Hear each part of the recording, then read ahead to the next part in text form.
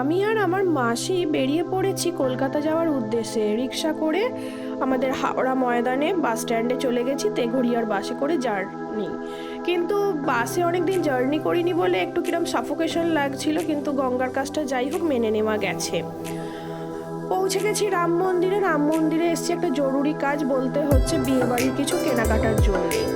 আমার বর আমার বোনের বিয়ের সময় বলেছিল একটা কাঁথা স্টিচের কাজ করা অরিজিনাল সিল্কের উপর করবে। তো এই দেখো এদের এখানে কাজ ভীষণ সুন্দর। আমরা প্রায় 15-16 বছর, আরও বেশি হবে তো কম নয়, আমরা এই দোকানেই কেনাকাটা করি, অর্থাৎ বানাতে দিই। এখানে প্রচুর এদের স্টক আছে, পিওর সিল্ক, র সিল্ক। এখানে আমাদের বাছাবাছির পর্ব চলছে, কে কি নেবে, কি কালার কাকে পছন্দ করবে, তার সাথে ডিজাইন যেরকম বলবে সেরকমই ওরা কাস্টমাইজ করে দেবে।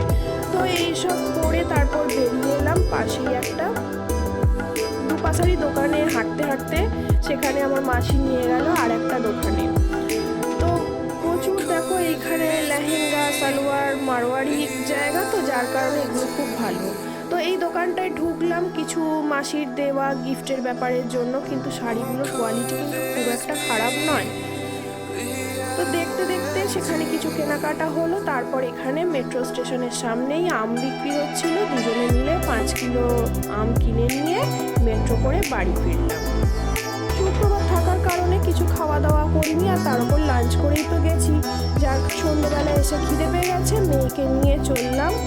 এখানে কিছু খাবার দাবার প্যাক করে নিয়ে চলে এসেছি, আর কুলফিটা ওখানে বসেই খেয়ে নিয়েছি বলে যাওয়ার ভয়তে। কিছুই না, একটু স্টার্টার আইটেম ছিল, আর আমি বাড়িতে একটু তরকারি করে ফেলেছি, যার কারণে স্যালাডটা রেডি করা আছে। Thank you, tata. এইভাবে দিনটা কাটানো।